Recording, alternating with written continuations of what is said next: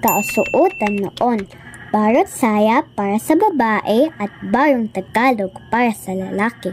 Tradisyonal na kasuotang Pilipino na gawa sa magagaan at masilang tela tulad ng pinya o juicy at karaniwang may burda.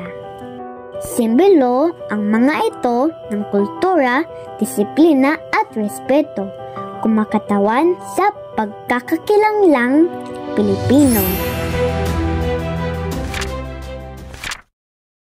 Kasuotan ngayon, pinaghalong tradisyonal at modernong estilo.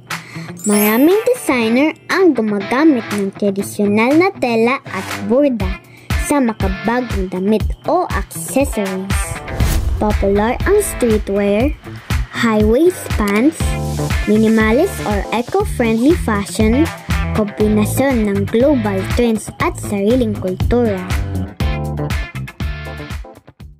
Ang kasuotan noon ay nagpapakita ng tradisyon, kultura at pagpapahalaga sa sarili, habang ang kasuotan ngayon ay sumasalamin sa creativity, comfort at global trends.